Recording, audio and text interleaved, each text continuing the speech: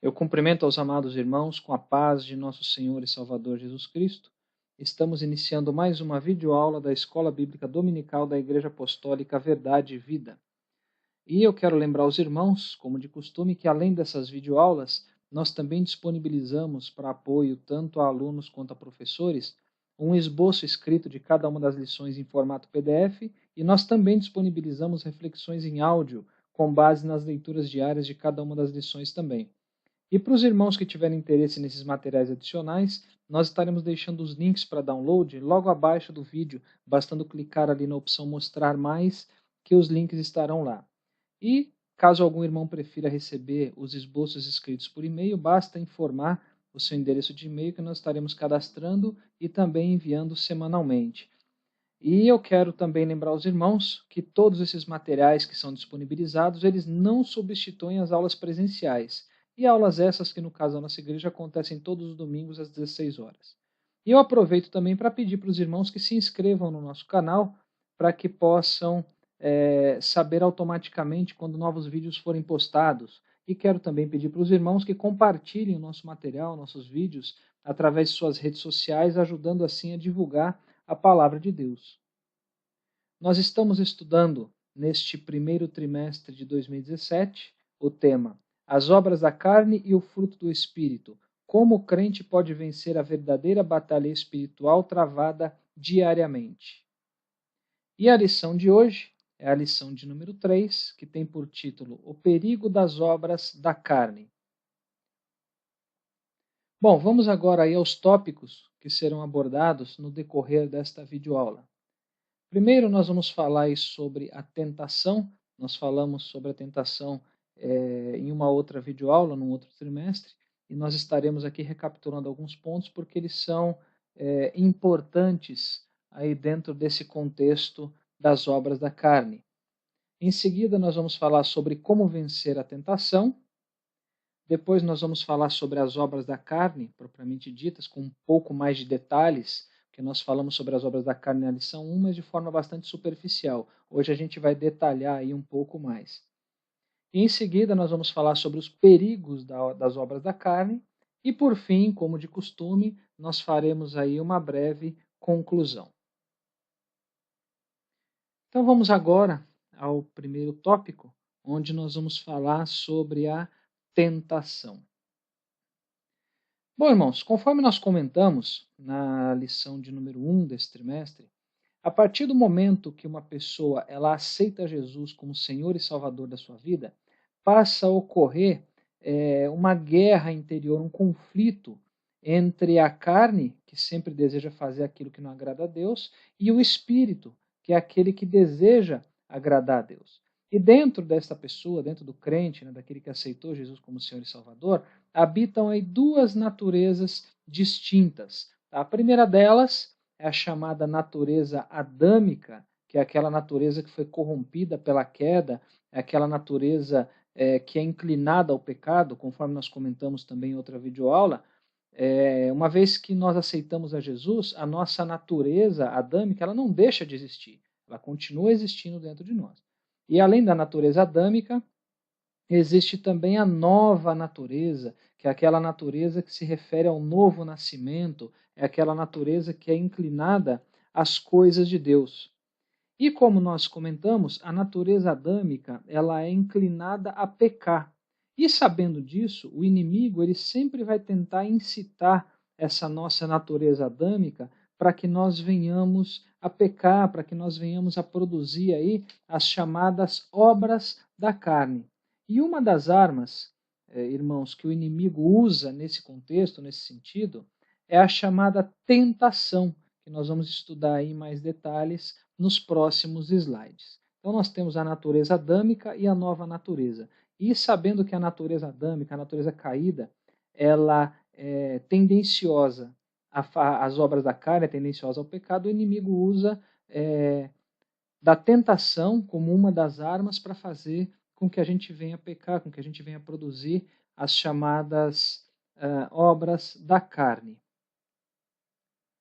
Então, falando aí especificamente sobre a tentação, primeiramente nós vamos ver o que significa tentação. Então está na tela dos irmãos aí, ó. Tentação são pensamentos que invadem a mente humana e tentam seduzi-la para a prática do mal. Então, irmãos, por tentar seduzir nossa mente para a prática daquilo que contraria a vontade de Deus, nós podemos então concluir que a tentação ela é de origem maligna, tá? Lembrando, obviamente, que a tentação ela não constitui nenhum tipo de pecado se ela não for consumada.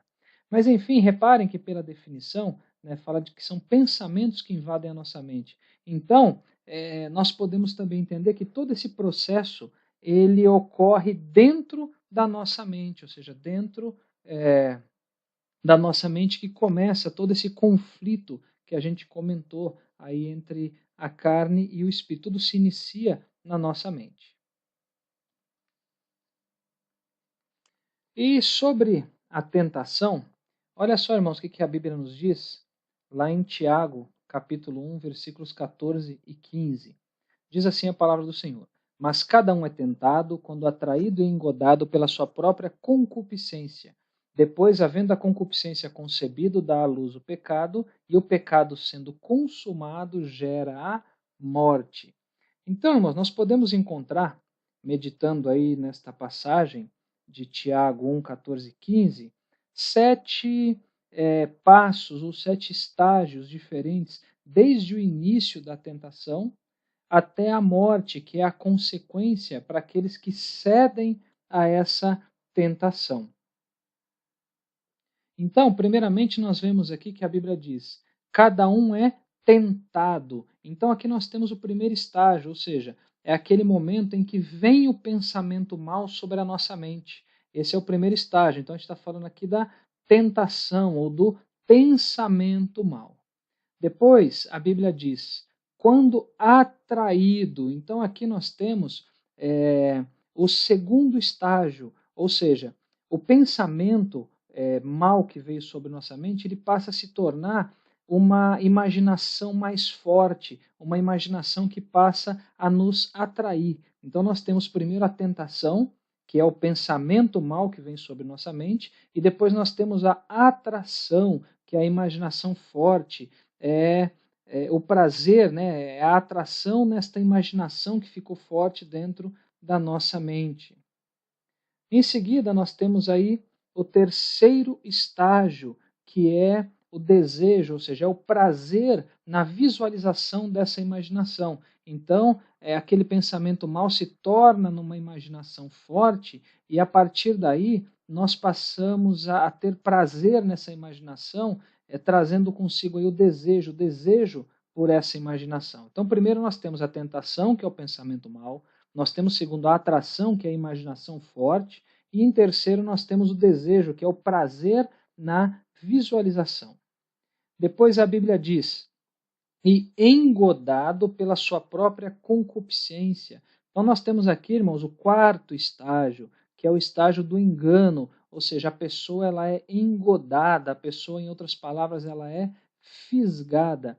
E repare, irmãos, que a Bíblia diz que a pessoa ela é fisgada ou ela é engodada pelo seu próprio desejo, ou, nessa versão que está na tela dos irmãos, pela sua própria concupiscência, tá? Então, recapitulando, nós temos primeiramente a tentação, que é o pensamento mal, depois nós temos a atração, que é a imaginação forte, depois temos o desejo, que é o prazer na visualização, depois nós temos o engodo, que é o momento em que a pessoa ela é enganada, ela é fisgada. Continuando então, a Bíblia diz: depois, havendo a concupiscência, concebido. Então, aqui nós temos, irmãos, o quinto estágio, que significa ceder ao desejo, ou seja, conceber. Por isso que ele fala, por isso que ele usa o termo concebido. Significa, irmãos, que o pecado ele foi concebido, como uma criança no ventre da sua mãe, que ela é gerada, que ela é concebida e que ela está esperando para nascer. Tá? Então, recapitulando, nós temos primeiramente a tentação, que é o pensamento mal que vem sobre nossa mente. Depois nós temos a atração, que é a imaginação forte. Depois temos o desejo, que é aquele prazer naquilo que está se visualizando nessa imaginação forte. Depois temos o engodo, que é o momento em que a pessoa é fisgada, que ela é enganada. E O quinto estágio é a concepção, ou seja, a pessoa cedeu ao desejo e ela concebeu o pecado. Depois a Bíblia diz, dá a luz ao pecado e o pecado sendo consumado. Então nós temos aqui, irmãos, o sexto estágio, que é a consumação do pecado, ou seja, o nascimento dele. Tá? Então nós temos aí novamente, primeiro a tentação, que é um pensamento mau que vem sobre nossa mente, depois temos a atração, que é aquela imaginação forte, temos o desejo, que é o prazer na visualização daquilo que se está imaginando, depois temos o engodo, é aquele momento em que a pessoa ela é fisgada, ela é enganada. Depois temos a concepção, ou seja, a pessoa cede ao desejo e ela acaba concebendo o pecado. E depois temos o sexto estágio, que é a consumação. É aqui que o pecado acontece, é aqui que ele efetivamente nasce. E por último, a Bíblia diz, gera a morte. Então aqui nós temos, irmãos, o último estágio, que ele é o estágio do resultado, ele é o estágio da consequência do pecado que fora consumado. Então nós temos primeiro a tentação, novamente, para frisar, irmãos, que é o pensamento mau, é o pensamento ruim que vem sobre nossa mente para nos induzir aí ao pecado. Depois temos a atração, que é aquela imaginação forte. Depois temos o desejo, que é o prazer em visualizar aquilo que se está imaginando. Depois temos o quarto estágio, que é o engodo, que é onde a pessoa ela é enganada, ela é fisgada. Depois temos a concepção, que é quando a pessoa ela cede ao desejo, o pecado acaba sendo concebido. Depois a consumação, que é onde o pecado efetivamente ocorre, ele nasce. E depois temos a morte, que é a consequência do pecado, ou como a Bíblia diz, o salário do pecado. A Bíblia diz que o salário do pecado é a morte. Então, irmãos, reparem comigo que o pecado, ele não ocorre num primeiro instante, ele não é instantâneo. Existe um trajeto, existe um caminho, existe uma série de estágios, de passos, existe uma evolução desde aquele momento em que tudo começa, ou seja, desde o momento que vem o pensamento mal até o momento em que se cede efetivamente a essa tentação. E aí tem um ditado antigo que diz que um pássaro ele pode até sobrevoar a nossa cabeça.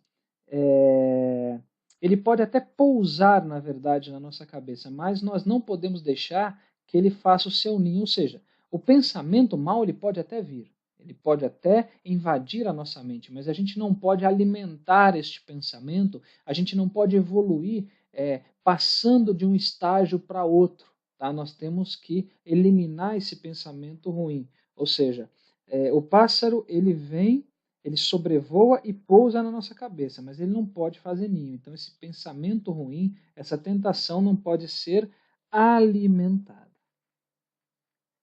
Agora, existem muitos cristãos, inclusive, que cedem à tentação e tem uma justificativa que é muito utilizada nesse sentido.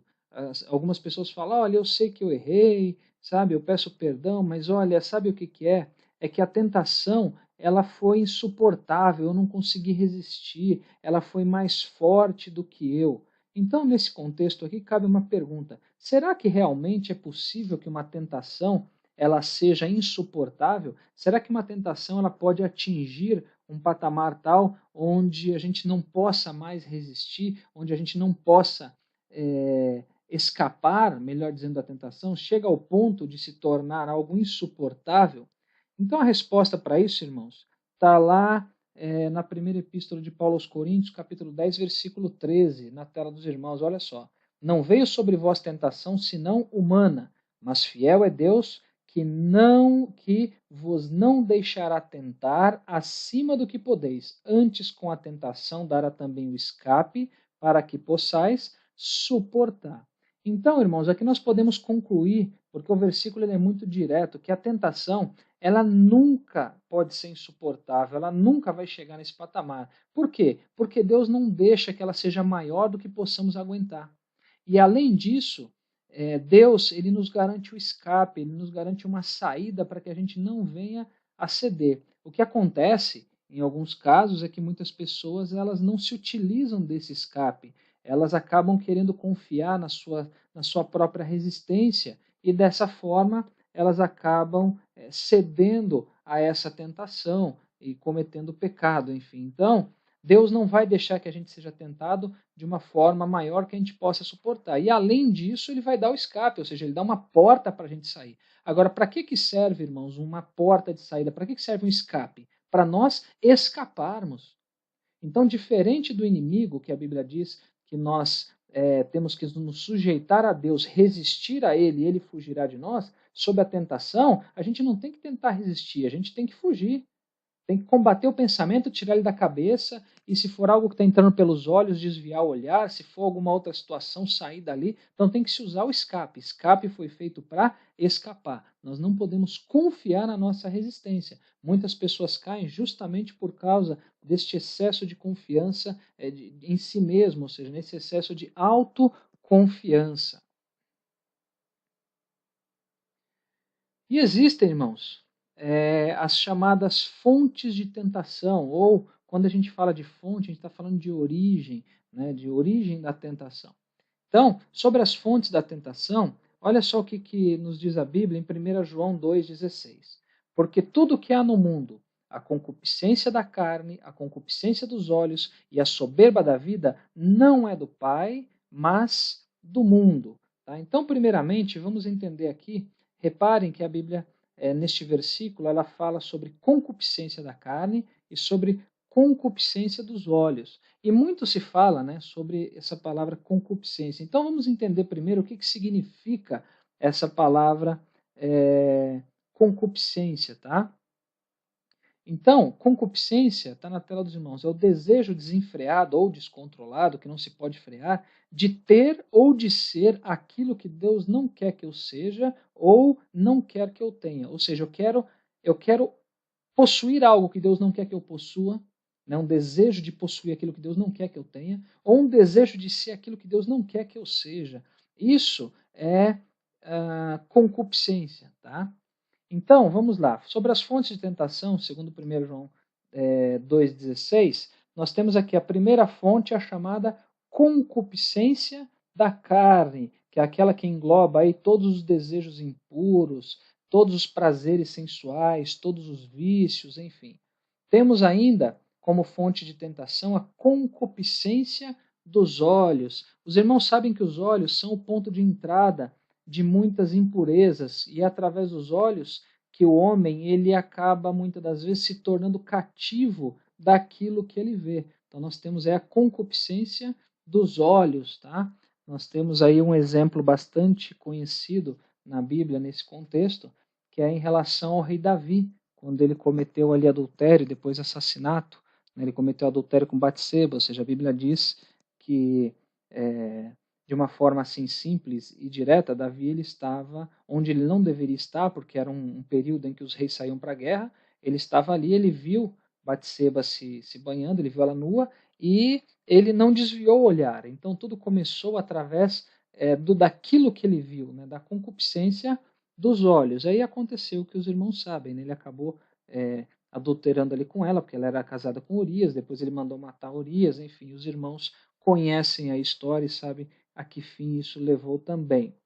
Então, além da concupiscência da carne e concupiscência dos olhos, 1 João 2,16 fala também sobre a terceira fonte, que é a chamada soberba da vida. Tá? Os irmãos sabem que soberba diz respeito à altivez, aquele orgulho excessivo, tá? Isso é soberba. E os irmãos sabem que Deus, ele não suporta, ele abate aqueles que são soberbos, né? Então, a soberba da vida também é algo ruim, né? E diz respeito aí às fontes de tentação.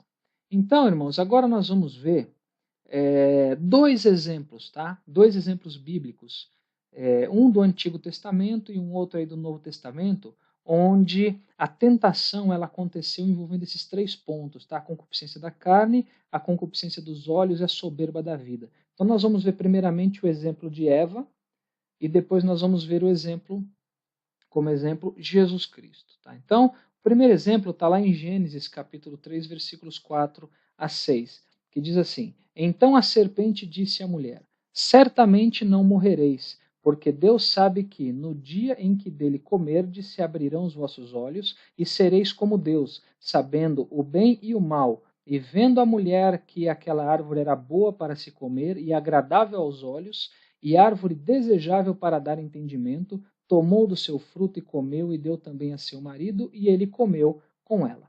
Bom, aqui nós temos, irmãos, aquela conhecida passagem, onde todos sabem que Deus ele tinha dado uma ordem expressa para Adão, dizendo que ele podia ali desfrutar de tudo do jardim, mas ele não poderia, do jardim do Éden, mas ele não poderia provar, ele não poderia comer do fruto da árvore do conhecimento do bem e do mal.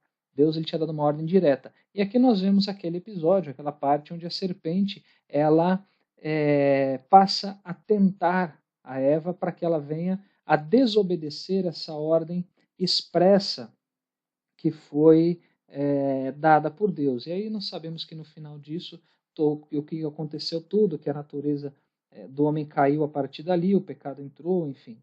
Então os irmãos sabem qual foi o desfecho desta desobediência, qual foi a consequência dessa desobediência. Então vejam só, irmãos. Aqui nesses versículos 4 a 6, está em vermelho na tela dos irmãos, olha só. E vendo a mulher que aquela árvore era boa para si comer.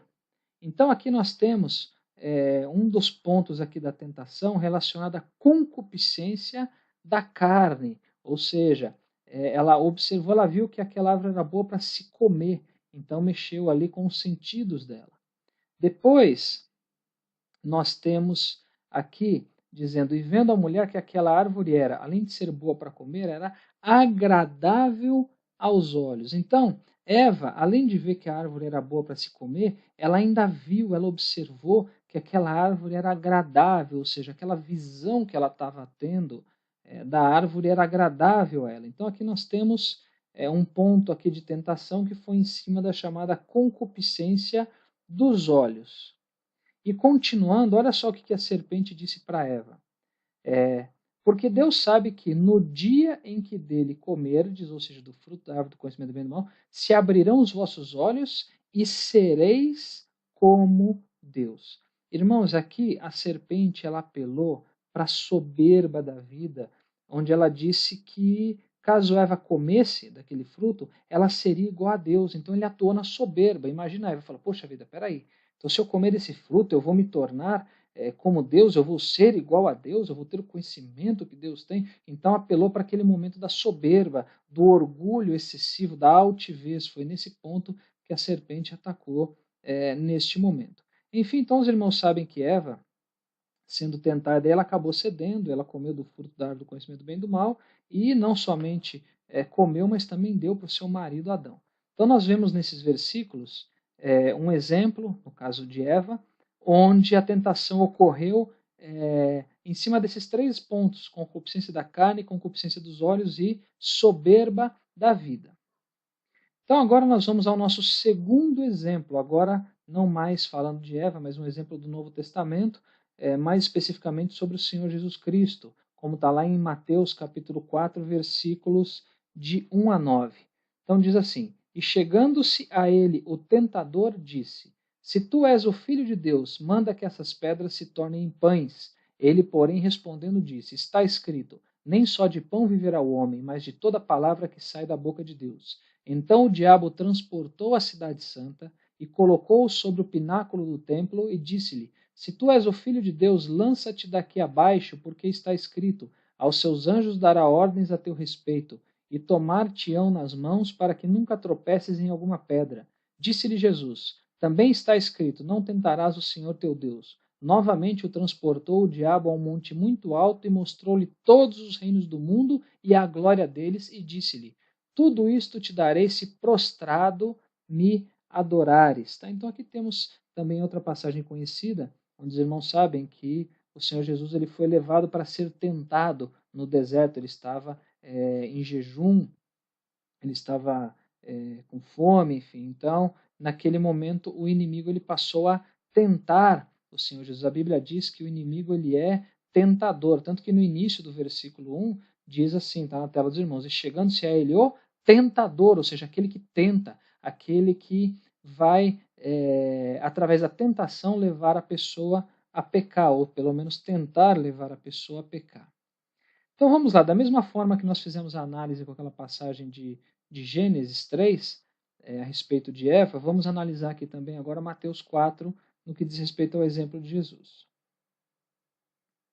Então, primeiramente, olha só o que o inimigo diz para ele. Se tu és o filho de Deus, manda que essas pedras se tornem em pães. Irmãos, Jesus ele estava em jejum, né? Ele fez um jejum prolongado ali. Então, possivelmente, Jesus ele estava com fome. Então, aqui nós temos uma tentativa do inimigo, onde ele passou a tentar Jesus na concupiscência da carne, apelar para o desejo da carne. Poxa, a carne ela queria comer naquele momento. Então, ele apelou para isso. E nós vimos nos versículos que Jesus ele rebateu a isso através da palavra de Deus. Depois nós temos aqui, olha só, irmãos, que interessante.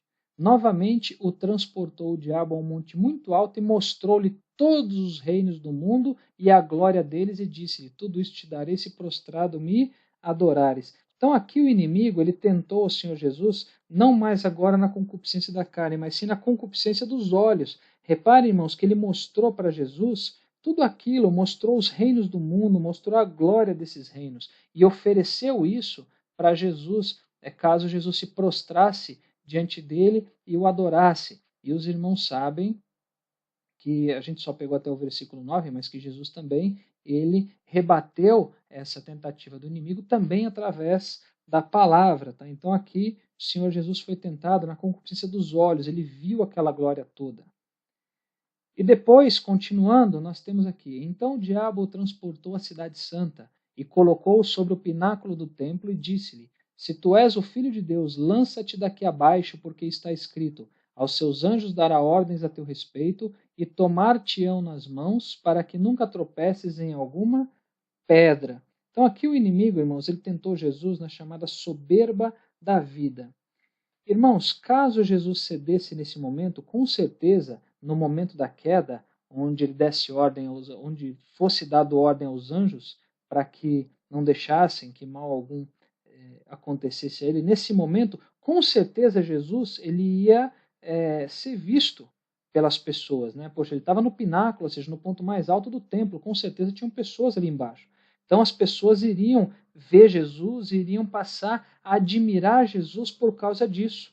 Ou seja, essa tentação, ela atuou na soberba da vida, naquele orgulho. Falou, puxa vida, mas se eu fizer isso, com certeza as pessoas vão me observar, vão me adorar, vão me idolatrar, enfim. Então o inimigo também tentou a Jesus nessas três áreas, na concupiscência da carne, na concupiscência dos olhos, na soberba da vida. Só que diferente de Eva, irmãos, Jesus ele não cedeu em momento nenhum e sempre combatendo o inimigo com a palavra de Deus. Tá? Então ele sempre usou a palavra em todos os momentos para combater o inimigo.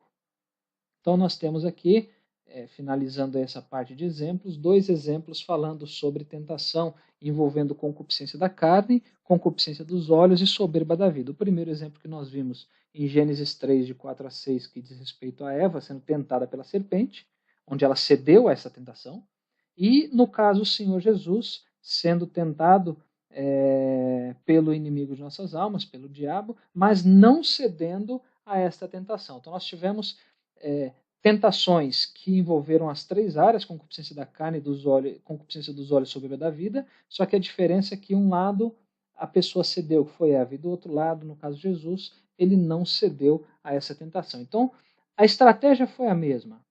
Agora, o resultado é que foi diferente. O comportamento, a atitude, a reação em relação à tentação é que foi diferente. No caso, em relação a Jesus e a Eva. E voltando aqui, irmãos, mais especificamente sobre a questão da concupiscência, olha só o que a Bíblia nos diz em 1 João 2,17.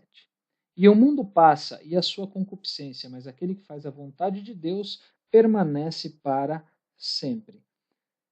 Irmãos, o cristão verdadeiro, ele compreende, ele entende que o mundo ele não vai durar para sempre, que ninguém vai viver nesta vida para sempre. Só que aqueles que fazem a vontade de Deus, a Bíblia nos diz que eles sim permanecerão para sempre, ou seja, eles vão desfrutar da vida eterna, muito diferente daqueles que se rebelam aí contra Deus, onde o seu foco é somente os seus próprios desejos, as coisas desse mundo, que todos nós sabemos que são transitórias.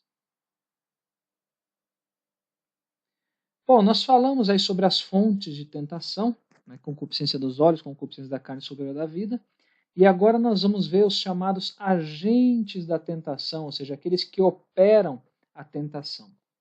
Também são três.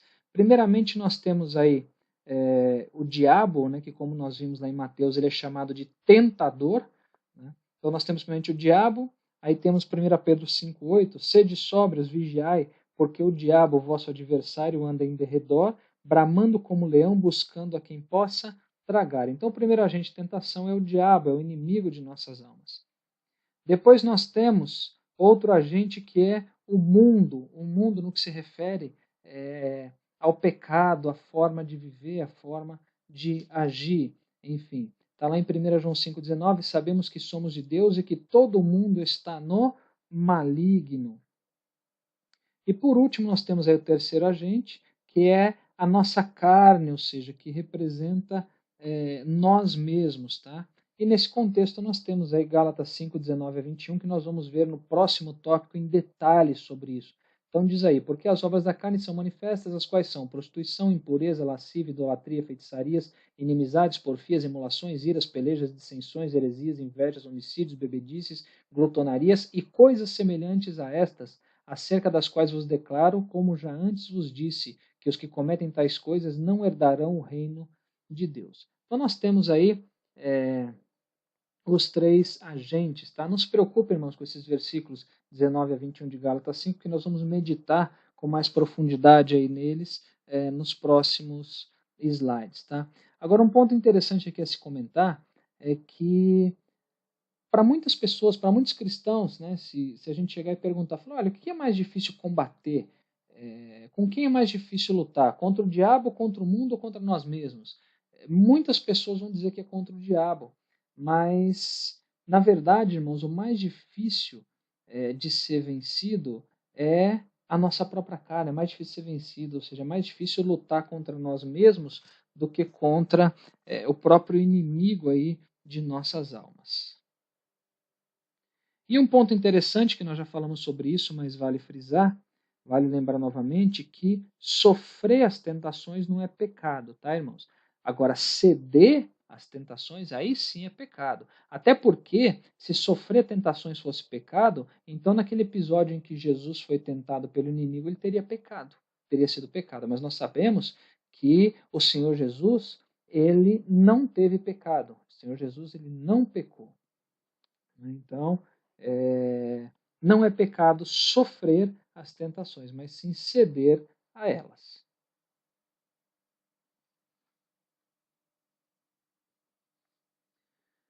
Muito bem, irmãos. Nós falamos aí no tópico anterior sobre a tentação, só que nós sabemos que não adianta a gente falar sobre tentação, conhecer seus aspectos, seus detalhes, os agentes, as fontes, enfim, mas não saber como vencer a tentação.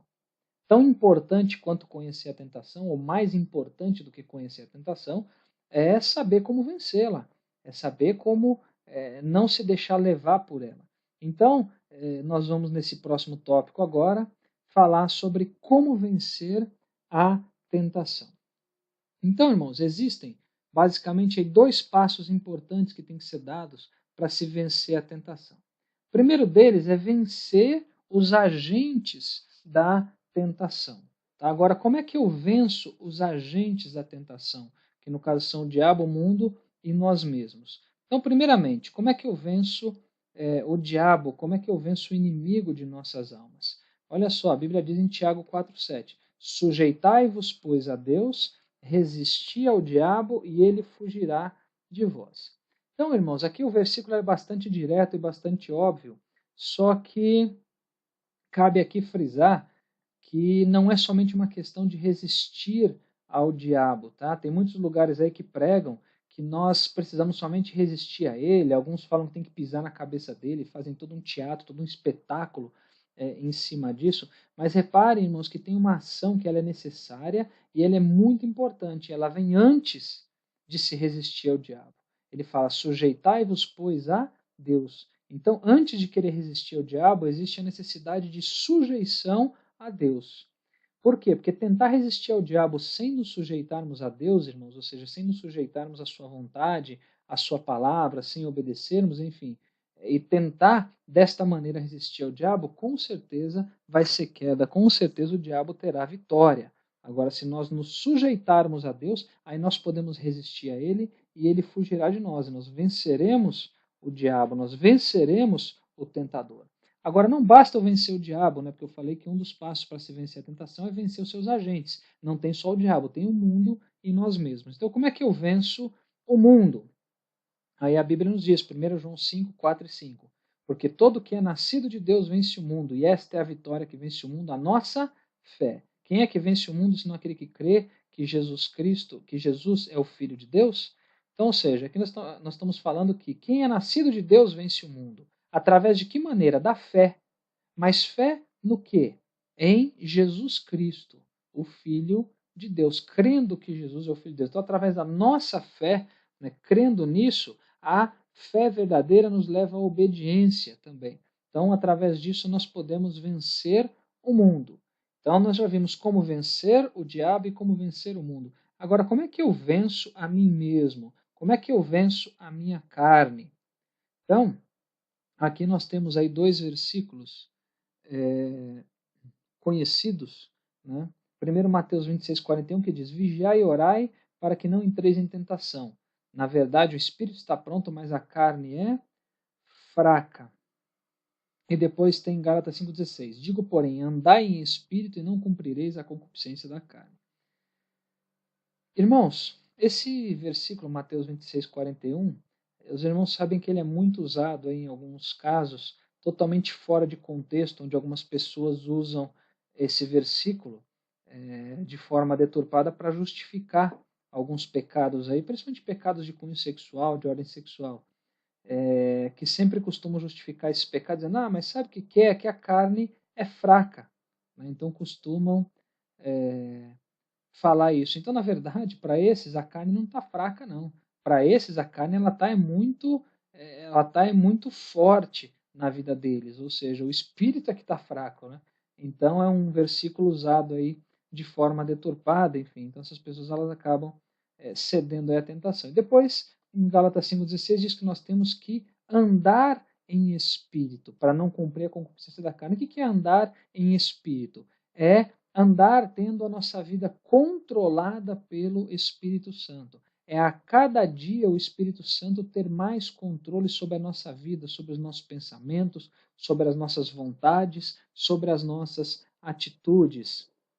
Enfim, então nós temos aí os dois versículos que falam sobre como vencer a carne. Agora olha que interessante, Mateus 26, 41 diz que é para vigiar e orar. Ele não fala orar e vigiar. Então, antes da oração, nós temos que ter a vigilância, porque não adianta eu orar, mas eu não vigiar também na minha vida. Se eu não tiver vigilância, eu vou acabar caindo aí, cedendo à tentação. Então, eu tenho que vigiar e orar. Agora, não basta também, irmãos, somente vigiar, porque, como está em vermelho na tela dos irmãos, a vigilância sem a ajuda do Senhor, ela é em vão, ela é vã. Olha o que nos diz o livro de Salmos 127, verso 1, parte B. Se o Senhor não guardar a cidade, em vão vigia a sentinela. Então, nós temos que vigiar, temos que orar, mas temos também que contar com a ajuda do Senhor, para que o Senhor venha a nos guardar. Então, enfim, o primeiro passo aí para se vencer a tentação é vencer os seus agentes, vencer o diabo, vencer o mundo e vencer a carne, que representa nós mesmos, tá? E depois nós temos aí o segundo passo necessário, que é guardar os nossos pensamentos, como escreveu Paulo ali aos Filipenses, capítulo 4, versículo 8. Diz assim, quanto ao mais, irmãos, tudo que é verdadeiro, tudo que é honesto, tudo que é justo, tudo que é puro, tudo que é amável, tudo que é de boa fama, se há alguma virtude, se há algum louvor, nisso pensai. Então, irmãos, isso significa aqui de forma bastante resumida que nós devemos ocupar a nossa mente com coisas boas. Nós devemos ocupar a nossa mente com aquilo que edifica. Então, enfim, para vencer a tentação, nós temos aí os dois passos. Primeiro, vencer os seus agentes e segundo, guardar os nossos pensamentos.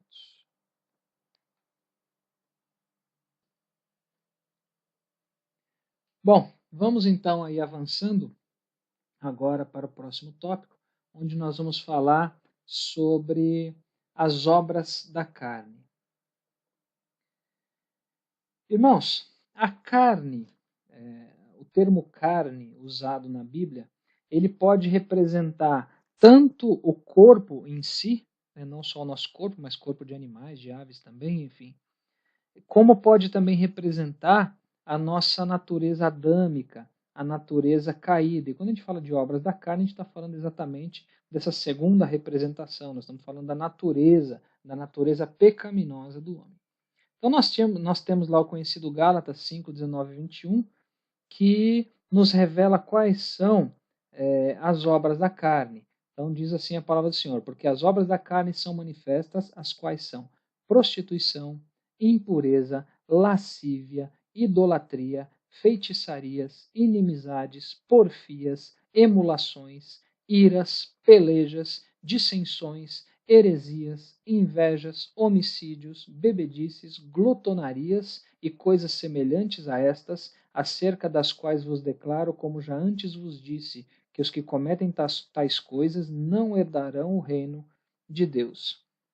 Então, como nós vimos aqui nos versículos e também comentamos na aula de número 1, nós temos aqui de forma bastante declarada 16 obras da carne. 16, se a gente contar desde prostituição até glutonaria, nós temos 16 obras da carne. Só que lembrando que as obras da carne não se limitam a essas 16, até porque a Bíblia diz e coisas semelhantes a essas, ou seja, esse número ele é muito maior do que 16. Então, irmãos, nós vamos agora meditar em cada uma dessas obras aí da carne, tá? Então, primeiramente, nós temos ali declarado nos versículos a prostituição.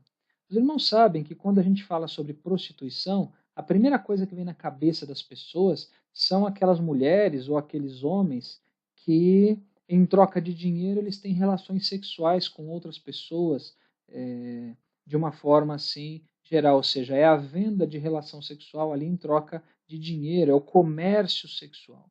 Mas, irmãos, a prostituição nesse versículo, ele é muito mais abrangente do que isso. Ele não diz respeito somente à questão de comércio sexual. Ele se refere, por exemplo,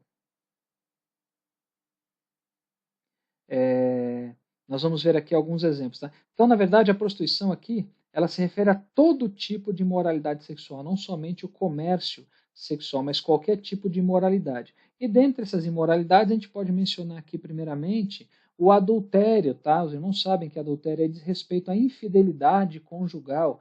Né? O que é o adultério? O adultério é qualquer tipo de relação íntima, qualquer tipo de relação sexual de uma pessoa casada, mas uma relação que não seja com seu cônjuge. Tá? Então, tem uma pessoa que é casada, seja homem ou mulher, que tem relação íntima com outra pessoa que não seja o seu cônjuge. Infelizmente, irmãos, muitas pessoas acham adultério nos dias atuais como algo normal, chegam a afirmar aí que a fidelidade não existe nas relações, enfim. São pessoas aí que trocam o voto de compromisso, o voto de fidelidade do casamento para satisfazer o quê? As suas concupiscências da carne, tá? Então, o adultério, ele é um tipo de prostituição. Por quê? Porque diz respeito à imoralidade sexual.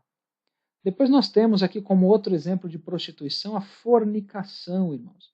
Fornicação refere-se a qualquer tipo de relação íntima também, só que agora entre pessoas solteiras, tá? Casais de namorados ou de amigos, enfim, não importa. Então, qualquer tipo de relação sexual que seja fora do casamento, né, entre pessoas não casadas, se caracteriza como fornicação. Inclusive, pessoas que moram juntas, ou seja, que, vamos dizer assim, na lei dos homens, já tem uma união estável, mas não é casado oficialmente, é também considerado fornicação e também é pecado. Aí muitos falam, mas eu já vivo com a minha mulher há tanto tempo, eu já vivo com meu marido há tanto tempo, e como que pode ser pecado? A gente só não... Então tá bom, por que não oficializa a relação?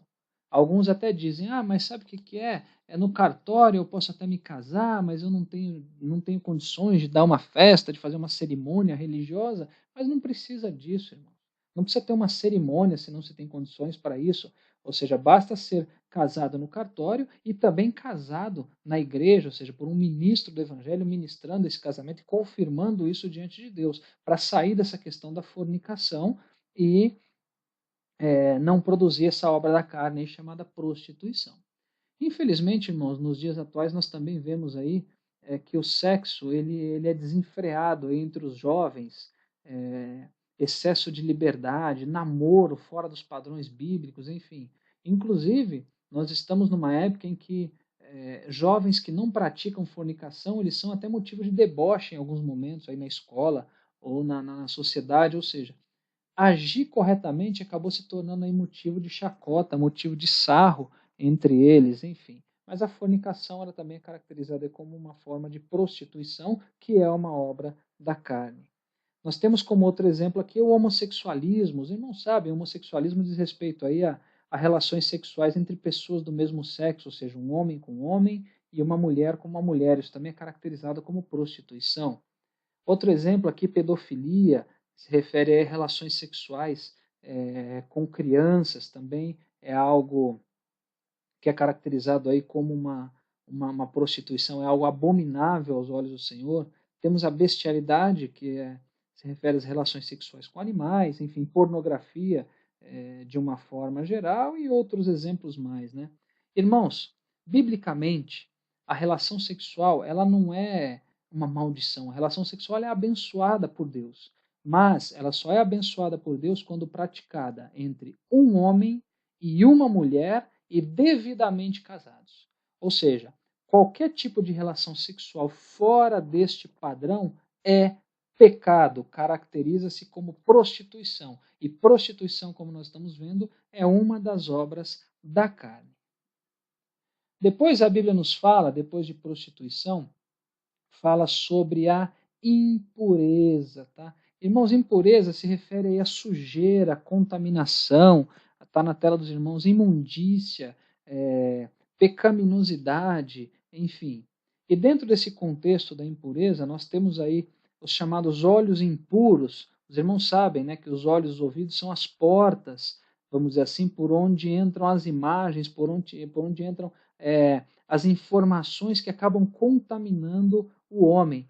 Então, por isso, irmãos, devido a isso, nós devemos preservar os nossos olhos de ver, preservar os nossos ouvidos de ouvir coisas que possam causar esse estado de impureza, que possam causar interrupção da nossa comunhão com Deus, da nossa comunhão aí com o Senhor. Tá? E um exemplo aí nesse contexto, nós já falamos o caso de rei Davi, que pecou ali com Batseba, onde tudo começou com o olhar impuro. Enfim, então, além dos olhos impuros, nós temos também os desejos impuros, ou seja, aqui é uma forma assim bastante abrangente de se colocar, mas diz respeito a qualquer tipo de desejo ilícito que possa contaminar o homem também. Então, quando a gente fala sobre impureza, a gente está falando sobre contaminação, sobre ser contaminado, sobre estar sujo, estar com as vestes sujas também. Agora, a pergunta é, como se manter puro? Tá? Então, primeiramente, vamos ver que a Bíblia nos diz em Gálatas 2:20. Já estou crucificado com Cristo e vivo, não mais eu, mas Cristo vive em mim. E a vida que agora vivo na carne, vivo-a na fé do Filho de Deus, o qual me amou e se entregou a si mesmo por mim. Então, irmãos, resumindo aqui, Gálatas 2:20, para nos mantermos puros, nós precisamos, primeiramente, crucificar a nossa carne. Ou seja, irmãos, nós devemos renunciar de uma maneira bastante completa à nossa própria vontade, renunciar os prazeres da carne, renunciar os desejos impuros. Tá? Então, para se manter puro, primeiramente eu preciso crucificar a minha carne. Depois nós temos em Salmos 101, verso 3, não porei coisa má diante dos meus olhos, aborreço as ações daqueles que se desviam, nada se me pegará. Então, nós precisamos crucificar nossa carne e também desviar os nossos olhos daquilo que é mal, irmãos. Nós devemos desviar os olhos de tudo que possa nos contaminar. Tá? E veja ainda o que nos diz a Bíblia em 1 João 1,7. Mas se andarmos na luz como ele na luz está, temos comunhão uns com os outros, e o sangue de Jesus Cristo, seu Filho, nos purifica de todo pecado. Então, nós estamos falando aqui, irmãos, dentre outras coisas, sobre santificação. E todos os irmãos sabem, nós falamos sobre isso em outras videoaulas, que a santificação ela é progressiva. Não vamos entrar em detalhe aqui sobre a santificação, porque não é o tema de hoje. Mas, enfim, um ponto interessante a se comentar aqui é que, conforme o versículo, é o sangue de Jesus que nos purifica de todo pecado. Ou seja, irmãos, é o sangue de Jesus que nos torna puros, é o sangue de Jesus que nos livra de toda impureza. Isso significa que por nós mesmos não é possível haver purificação, irmãos. Somente pelo sangue de Jesus que isto é possível, como diz o versículo aí na tela dos irmãos. E o sangue de Jesus Cristo, seu Filho, nos purifica de todo pecado. Então, para ser purificado, é somente pelo sangue de Jesus. Bom, obras da carne, novamente, além da prostituição e da impureza, a Bíblia fala sobre a lascívia. Tá? Segundo o dicionário, lascívia significa comportamento de quem apresenta uma inclinação para os prazeres do sexo, luxúria, tendência para a lubricidade, para a sensualidade exagerada, despudor, característica daquilo que está destinado à libidinagem ou do que possui uma inclinação para a sensualidade. Ou seja, a lascívia se refere aí à malícia, ela se refere à luxúria. Em outras palavras, irmãos, trata-se da sensualidade que se manifesta com muita intensidade, ou seja, de forma exacerbada. É uma conduta que explora a sensualidade sem limites. Tá? Isso ocorre, irmãos, de várias formas. Também isso ocorre muito em relação, por exemplo, à vestimenta e também ao modo de se comportar, ao modo de falar. Infelizmente, irmãos, nós vemos isso dentro das igrejas, inclusive. Se a gente for falar, por exemplo, sobre vestimenta, nós vemos pessoas se vestindo de modo muito sensual, de modo assim, umas vestimentas sexualmente sugestivas, tá? Roupas curtas, roupas justas demais, que mostram inclusive algumas partes do corpo, enfim.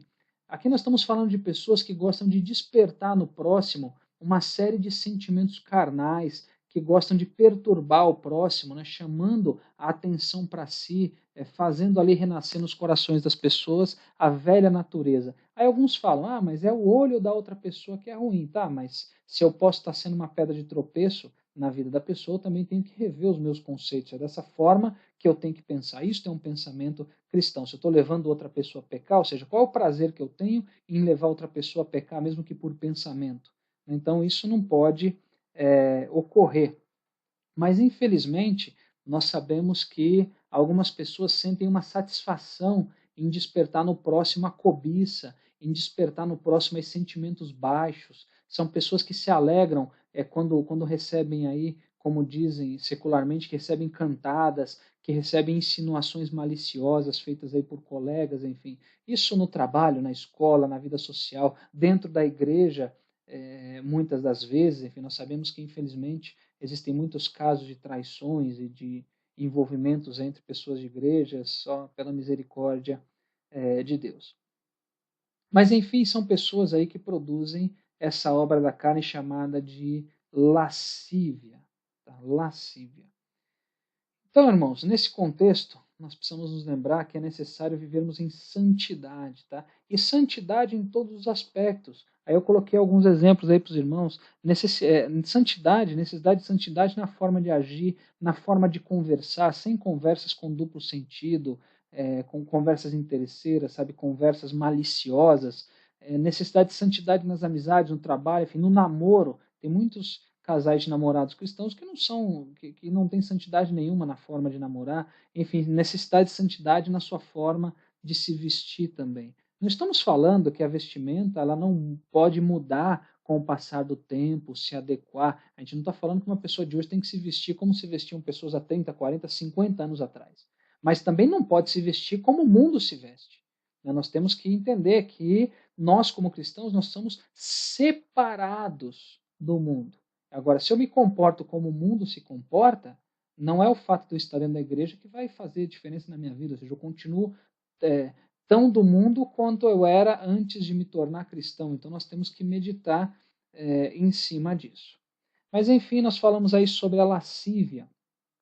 Depois, os versículos lá, Gálatas 5, 19 e 21, continuam ainda falando agora sobre a idolatria. Então falamos sobre prostituição, impureza, lascívia e temos também aí a idolatria. Então primeiro, irmãos, vamos entender o que é idolatria.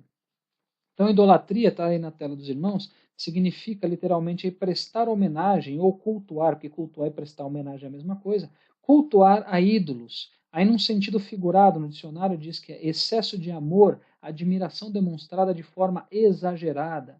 Depois, uma outra significação, uma outra tradução. Significa que Deus deixou de ocupar o lugar central na vida do homem. Tá? E quando se fala, irmãos, sobre idolatria, infelizmente, a maioria das pessoas associa a idolatria somente com o ato de cultuar e de reverenciar imagens. Só que, irmãos, a idolatria ela vai muito além disso. Ela vai muito além disso. Inclusive, no meio cristão, existem muitas pessoas que são idólatras sem saber que são idólatras, ou seja, sem saber que estão cometendo a idolatria. Nós vamos ver alguns exemplos agora.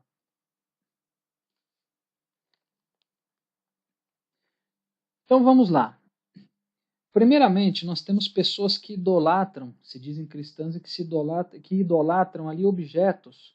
Os irmãos sabem, não é segredo para ninguém, isso está na mídia, né? Tem muita igreja que fica comercializando objetos, né? Dizendo aí que são sagrados, que são ungidos, e que se as pessoas adquirirem esses objetos, é, elas vão receber poder, elas vão receber milagres que tem naqueles objetos, enfim. Então elas acabam acreditando nesses objetos, acabam tendo isso como amuleto, acabam em alguns momentos até por idolatrar esses objetos. Isso acontece na igreja cristã, isso não é segredo para ninguém. Outro ponto de idolatria também, misticismo. Aqui a gente está falando dos ocultismos de uma forma geral, aí suas variantes. Aquela pessoa que tem superstição muito exagerada também se enquadra aí nessa categoria. Tem pessoas, por exemplo, que são cristãs e que gostam de ficar vendo horóscopo para poder decidir o que vai fazer no dia, o que não vai. Enfim, está nessa categoria aqui também de idolatria. Uma outra coisa que poucas pessoas prestam atenção nisso, e tem a ver com idolatria também, festas pagãs. Irmãos, existem pessoas que estão na igreja, mas que elas acham que tudo é relativo. Elas estão na igreja, mas elas gostam de se divertir em festas pagãs também. Gosta de carnaval, é festa de São João, é as chamadas balada gospel, enfim. Sempre usando aquele velho argumento. Ah, mas não tem maldade nisso, Deus é amor, enfim. De novo, irmão, ser santo é ser separado. A igreja precisa influenciar o mundo e não ser influenciada por ele. Tá? Então tem muitas pessoas que idolatram essas festas pagãs também. Bom, o dinheiro, não precisamos falar muito, tem muitas pessoas aí que vivem em função do dinheiro, que idolatram o dinheiro virou um deus, né, na vida delas, é mamon. Os bens diversos também, bens materiais, aqui a gente está falando, ou seja, pessoas que vivem em função desses bens, que idolatram sua condição social, idolatram seu carro, sua casa, seus aparelhos eletrônicos, enfim, também são idolatria. Outro tipo de idolatria, irmãos, esse aqui acontece muito, pessoas que idolatram pessoas que idolatram outras pessoas e principalmente, né, uma coisa que acontece também, pessoas que idolatram parentes próximos, aquele que idolatra o pai, aquele que idolatra a mãe, que idolatra o seu cônjuge, que idolatra filhos, enfim. Celebridades, irmãos, isso aqui é uma coisa terrível. Né? Pessoas que ficam idolatrando outras pessoas por serem famosas. Aqui a gente pode falar sobre jogador de futebol, tem muitos que são idolatrados, até por crentes, inclusive. Pessoas que idolatram lutadores, atores, atrizes, enfim. Pessoas que ficam idolatrando outras pessoas que estão em evidência. Tá? Então também é um tipo de idolatria. Roupas barra modismos. Irmãos, existem pessoas que passam chega a um ponto tal de idolatria em relação a isso que elas passam a ter até problemas patológicos com relação a essa questão. Ou seja, elas querem, por exemplo, ter sempre o último modelo de celular, ter todas as peças de roupa de uma determinada marca, enfim, e principalmente antes das outras pessoas, para dizer que obteve aquilo de forma antecipada. Não importa aí o quanto elas têm que pagar por isso. Então, é extremamente complicado. Isso me lembra até uma frase que eu li uma vez e que eu achei bastante interessante, é pertinente a isso que a gente está dizendo. E essa frase diz o seguinte: existem pessoas que gastam o que elas não têm para comprar aquilo que elas não precisam para mostrar aquilo que elas não são. Então, enfim, pessoas que idolatram marcas, roupas, etc. Outra coisa, idolatria em relação a anjos também, tá? Os irmãos sabem que tem igrejas que prestam cultos aí a anjos e, consequentemente, estão prestando culto a anjos, estão idolatrando eles. Idolatria a santos, né? Então esse tipo de idolatria aí é muito aparente em determinados segmentos religiosos, onde prestam-se culto a mortos, a santos, faz imagens, se prostra diante delas, pagam-se promessas, enfim, uma coisa bastante evidente aí em algumas religiões, principalmente religião católica, apostólica e romana, a gente vê muito aí sobre isso. Né? Inclusive, no primeiro trimestre de 2015, na lição 4, a gente falou bastante sobre esse tema, sobre imagens, sobre adorar santos, enfim, se os irmãos tiverem curiosidade, basta pegar essa lição e dar uma estudada nela. Nós temos também pessoas que idolatram astros. Né? Aqui a gente está falando de astro, a gente está falando de planeta, de estrela, enfim, pessoas, a gente comentou, por exemplo, sobre a questão de horóscopo, está dentro desse tipo de idolatria. Outro tipo de idolatria, esse também é muito comum no meio cristão, irmãos. Idolatria de líderes de igreja. Irmãos, infelizmente, muitas pessoas vão na igreja por causa de determinado líder, por causa de determinado pastor. Ou seja, para essas pessoas o culto não está mais centrado em Jesus Cristo, mas sim na figura do líder. E essas pessoas, elas facilmente caem quando esse líder cai também. O líder saiu, a pessoa sai junto, o líder foi para outro lugar, a pessoa vai também. Enfim, isso é uma coisa complicada. Temos também um outro ponto aqui relacionado à idolatria, que são pessoas que idolatram cantores. E aqui se incluem, obviamente, os cantores gospel também. Né? Muitas pessoas, irmãos, chegam a ficar dias nas filas aí para ver esses cantores. Irmãos, chegam a chorar na presença desses cantores, gastam aí muito dinheiro, fortunas em ingressos para show, só que não são capazes, por exemplo, de orar meia hora, de chorar na presença do Senhor e muito menos de ofertar de forma generosa na igreja. Mas em relação aos cantores, eles fazem tudo isso.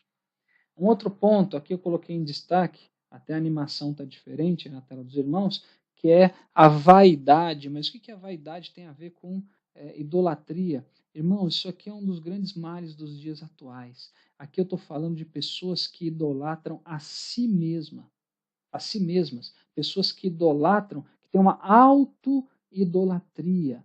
Tá? Então aqui, nesse grupo, incluem-se aí pessoas que, por exemplo, pregam só para aparecer, que cantam apenas para mostrar que tem voz bonita, para receber elogios, enfim. E uma coisa que está muito em alta nos dias atuais, pessoas que idolatram seu próprio corpo. Nós sabemos, irmãos, que a indústria de estética, de beleza, nunca faturou tanto em toda a história da humanidade como está faturando agora. Tá? Então, nesse contexto, aí se enquadram todas as pessoas que idolatram seu corpo, que idolatram sua aparência. São pessoas que passam muitas horas por semana em academias, em salões de beleza, mas às vezes não conseguem ficar poucas horas por semana na presença de Deus. Tá? Não estou falando, irmãos, que frequentar uma academia é ruim, o exercício físico ele é bom, mas tem pessoas que têm este problema da idolatria, da vaidade excessiva, nós temos que saber separar isso. Né? Nós não podemos deixar isso entrar no nosso coração. Tem aqui o caso de pessoas aí que se vestem de maneira insinuante, né? Nós falamos sobre isso quando a gente falou sobre lascívia, mas tem a ver também com idolatria do próprio corpo. São pessoas que se vestem de forma bastante insinuante. Para quê? Para atrair os olhares para si, inclusive na igreja, querendo chamar a atenção, cometendo aí, conforme nós já falamos, a lascívia. E Algumas dessas pessoas, se vocês forem conversar com elas, elas vão dizer o seguinte: não, não é para aparecer, não. Eu faço isso para mim mesmo, para eu mesma. Porém, irmãos, as mesmas pessoas que alegam isso são as que mais se comportam de forma a querer se mostrar para os outros. Irmãos, resumindo, são pessoas amantes de si mesmas, amantes de seu corpo, do seu espelho, e para alimentar o seu ego, elas têm que ser observadas por outras pessoas. São pessoas aí que normalmente elas são extremamente rígidas, extremamente disciplinadas no que diz respeito a qualquer tipo de ação que seja necessário para manter a sua aparência. Por exemplo, programa ali quantidade de horas de treino, frequência, tipo de alimentação e outras coisas mais, só que não tem a mesma disciplina no que se refere às coisas espirituais. Não tem disciplina para ler uma Bíblia de forma sistemática, não tem disciplina para poder ter momentos de devocional, momentos de oração, enfim, como eu comentei já, irmãos, não tem nada de errado em querer manter a saúde ou bem-estar físico, mas deve-se sempre examinar os reais motivos disso e avaliar os possíveis exageros que estejam contidos também. Tá? Enfim, e outros mais. Então aqui nós falamos um pouco aí sobre idolatria. Depois da idolatria, nós temos também como obra da carne as feitiçarias. Aqui está fácil, né, irmãos? A própria palavra aí já nos remete ao que ela significa. Aí temos alguns exemplos, né? Consultar os mortos, religiões afrodescendentes, afro-brasileiras, enfim, simpatias.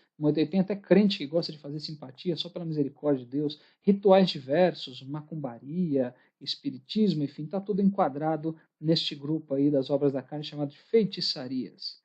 Depois nós temos as inimizades. A inimizade também está fácil, ou seja, a ausência de amizade, sentimento de raiva, de ódio pela outra pessoa. Temos as porfias, que são referentes a discussões, brigas, a contendas. Temos também as emulações. Emulação, irmão, diz respeito a ciúmes, tá? Mas ciúmes em que sentido? Nós estamos falando aqui de pessoas que querem, primeiramente, elas querem se igualar a outras pessoas, ou seja, se tornar iguais a elas. Só que elas não se contentam em se igualar. Depois de se igualarem, elas querem superar essas pessoas. E uma vez superadas, né, por fim, elas passam a depreciar aquelas pessoas que elas inicialmente queriam se igualar. Tá? Então, isto é emulação. Depois nós temos a ira, que se refere à raiva, aquele sentimento de ódio exacerbado, enfim. Pelejas, o próprio nome também já traz o que significa, todo tipo de rivalidade, de disputa entre pessoas tem a ver com peleja. Temos as dissensões, né, que é o mesmo que discórdia, é o mesmo que desavença. Temos também como obra da carne as heresias. Irmãos, heresia significa doutrina enganosa. E nós temos, irmãos, infelizmente, muito disso nas igrejas odiernas, nas igrejas atuais. Nós vemos muitas heresias, muitas doutrinas enganosas. Lembrando que doutrina significa ensinamento. Olha só, irmãos, nesse contexto o que nos diz 2 Timóteo 4:3. Porque virá o tempo em que não sofrerão a sã doutrina, mas tendo comichão nos ouvidos, amontoarão para si doutores conforme as suas próprias concupiscências. Ou seja, irmãos, não é novidade nenhuma o que está acontecendo agora. A Bíblia já nos dizia e sempre nos disse que isso iria acontecer. Então reparem que o versículo ele fala de pessoas que não iriam suportar a sã doutrina, ou seja, não suportam a doutrina verdadeira, a doutrina pura, doutrina saudável. Mas ao invés disso, o que elas preferem? Elas vão querer o quê? As heresias, ou seja, elas vão querer as doutrinas falsas. Só que eles querem doutrinas falsas que sejam agradáveis aos seus ouvidos, como o versículo diz, né, conforme seus próprios desejos, ou seja, conforme suas próprias concupiscências. E, infelizmente, é o que nós temos visto aí muito nos dias atuais. Igrejas aí onde a palavra é completamente distorcida e por incrível que pareça, são igrejas que estão cheias de adeptos. E por quê? Porque a palavra que é pregada, ela agrada os ouvintes. Tá? Então, que Deus tenha misericórdia dessas pessoas e dos líderes dessas igrejas também. Depois nós temos aqui a inveja, também como uma das obras da carne, né? Todos sabem do quão ruim é o sentimento de inveja, né? O quão terrível isso é na vida da pessoa, porque esse sentimento ele leva a pessoa, primeiramente, né, inicialmente ali, a desejar possuir o que a outra pessoa tem. Ele quer aquilo que a outra pessoa tem para ela, tá? Então, primeiramente, leva ao desejo de possuir o que o outro tem. Só que ela não se contenta com isso. Ela não se contenta somente em desejar possuir o que o outro tem, mas também passa a desejar que a outra pessoa não tenha mais. Ou seja, eu quero o que a outra pessoa tem e quero que a outra pessoa deixe de ter. A inveja é tão ruim, irmãos, que a Bíblia nos diz em Provérbios 14:30 que a inveja ela é a podridão dos ossos. Olha que coisa terrível. Enfim, voltando aqui à questão das obras da carne, nós temos os homicídios que são relacionados a assassinatos. Nós falamos sobre isso quando nós estudamos sobre os 10 mandamentos, onde a gente falou sobre não matar. Nós colocamos ali uma série de pontos interessantes. Inclusive, eu recomendo aos irmãos que assistam essa videoaula, que tenham acesso a esse material, porque tem muita coisa interessante lá, onde nós falamos sobre, esclarecemos ali uma série de dúvidas. Ah, mas se é legítima defesa, se não é, se é defendendo outra pessoa, se não é, se é um policial, se é um soldado em guerra, é pecado, não é pecado, se enquadra na questão do mandamento lá, se não se enquadra no preceito moral, enfim, então tem bastante coisa interessante. Mas, quando a gente fala sobre homicídios, a gente está falando aí sobre assassinato. Depois a Bíblia fala também sobre bebedices, né? A pessoa se embebedar, a pessoa consumir bebidas alcoólicas. Temos também as glutonarias. Né? Glutonaria o que é, irmãos? É aquilo que faz o glutão, ou seja, referente aqui à parte de gula. É uma característica daquele que come de forma muito exagerada. Comer é bom? É, mas comer demais é obra da carne, é pecado. Né? Então nós temos que tomar cuidado com isso. Né? A glutonaria é algo que às vezes as pessoas acabam caindo nisso porque aparentemente, né, olhando, ela parece que não é pecado. Então, às vezes a pessoa come demais e acaba aí se tornando numa obra da carne porque ela está cometendo glutonaria. E os versículos dizem ainda, como nós já comentamos também, quando nós lemos os versículos 19 a 21 de Gálatas 5, ele diz, e coisas semelhantes a estas. Ou seja, irmãos, aqui ele está deixando claro que existem outras coisas mais, existem outras obras da carne, existem outras coisas que são relacionadas aos desejos carnais, que são impulsionadas pelo pecado. E cabe lembrar, obviamente, que as obras da carne elas são contrárias à vontade de Deus. Então essas são as 16 obras da carne declaradas em Gálatas 5:19 a 21. Bom, findo aí o tópico sobre as obras da carne, vamos agora ao próximo tópico, onde nós vamos falar sobre o perigo das obras da carne. Então, nesse contexto, sobre esse tema, olha o que a Bíblia nos diz em Gálatas 6:8. Aqui tem duas versões na tela dos irmãos. A primeira, a Almeida Revista e Corrigida, e a segunda, Nova Tradução na Linguagem de hoje. Então, na Almeida Revista e Corrigida, porque o que semeia na sua carne, na carne ceifará a corrupção.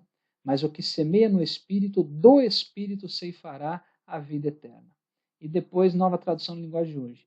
Se plantar no terreno da sua natureza humana, desse terreno colherá a morte. Porém, se plantar no terreno do Espírito de Deus, desse terreno colherá a vida eterna. Então, nós vemos aqui de forma muito clara que existem aí dois tipos de semeadura no que se refere ao terreno onde se semeia, tá? Dois tipos de semeadura. Então, nós temos primeiramente a semeadura na carne, né? Ou seja, aquele que semeia na carne, e temos aquele também que semeia no espírito. E aqui fica muito claro, irmãos, que quando ele fala porque o que semeia na carne, depois ele diz, mas o que semeia no espírito. Então aqui nós podemos entender que é permitido a nós escolher onde nós vamos querer semear. Então, nós podemos escolher se nós queremos semear na carne ou se nós queremos semear no espírito. Lembrando que nós teremos colheitas diferentes dependendo de onde nós semearmos. Ou seja, se nós semearmos na carne, nós colheremos a morte. Agora, se nós semearmos no Espírito, nós colheremos a vida eterna. Então, reparem, irmãos, que nós podemos escolher onde nós vamos semear, mas nós não podemos escolher o que é que nós vamos colher. Não existe meio termo, irmãos. Se eu quero colher a vida eterna, então eu tenho que semear no Espírito. Agora, se eu quero colher a morte, aí eu semeio na carne. Não é possível semear na carne e querer colher a vida eterna. Não tem sentido, não existe isso. Tá? Ou seja, irmãos, resumindo, isso significa que nós temos a liberdade de escolher o caminho que nós vamos buscar, que nós vamos trilhar, que nós vamos caminhar. Mas nós nunca podemos escolher o destino que esse caminho nos leva. A gente sabe de antemão qual é o destino, mas a gente não pode pegar um caminho que vai para o destino A e querer chegar no destino B. Não tem sentido isso.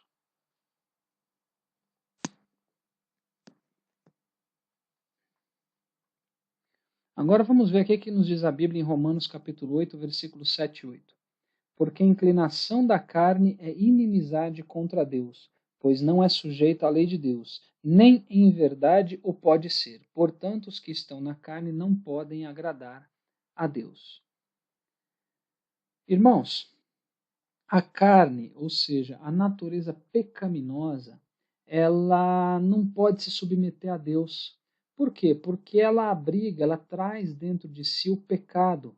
E por isso que a inclinação para a carne, ela é uma inimizade contra Deus.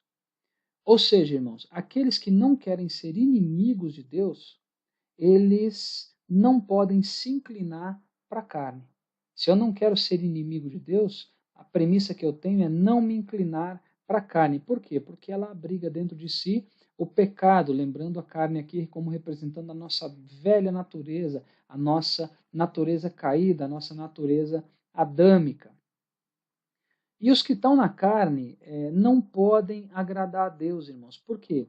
Porque eles estão interessados apenas em si mesmo. Eles abandonaram o único poder que pode ali derrotar o pecado. Irmãos, os crentes ainda têm a natureza pecaminosa dentro de si. Tá? Só que eles têm essa natureza pecaminosa, mas eles também têm o Espírito Santo de Deus. Então a grande questão aqui, irmãos, é qual não é quem está, porque nós temos a natureza pecaminosa, mas também temos o Espírito Santo. Então a grande questão é qual deles que vai estar no controle. É a nossa natureza caída, é a nossa carne ou é o Espírito Santo? Qual deles vai estar controlando a nossa vida? E isso, irmãos, nós podemos decidir, permitindo aí que o Espírito Santo controle as nossas vidas. Bom, vamos aí agora então à nossa conclusão. Para que não venhamos a produzir as obras da carne, é necessário que o Espírito Santo venha controlar nossa vida em sua totalidade, para que assim, ao invés das obras da carne, venhamos a produzir o fruto do Espírito. Bom, conforme nós vimos aí, irmãos, nas videoaulas anteriores, nós devemos nos submeter integralmente à vontade do Espírito Santo. Ou seja, em outras palavras, nós devemos deixar que ele controle o nosso ser assim de forma completa. Ele tem que controlar nossas ações, ele tem que controlar nossas vontades, ele tem que controlar nossos sentimentos, ele tem que controlar todo o nosso ser, porque somente assim, né, somente com o Espírito Santo controlando todo o nosso ser, ao invés de produzir as obras da carne, nós produziremos o chamado fruto do Espírito. E, querendo Deus, a partir da próxima lição, a partir da lição de número 4, nós entraremos mais especificamente no fruto do Espírito, onde em cada videoaula, nas próximas 9 videoaulas, nós falaremos sobre o fruto do Espírito, onde em cada videoaula nós estaremos abordando uma virtude ou uma qualidade diferente do fruto do Espírito. Bom, chegamos aí ao final de mais uma videoaula. Que Deus abençoe os irmãos e eu amo cada um de vocês em Cristo Jesus.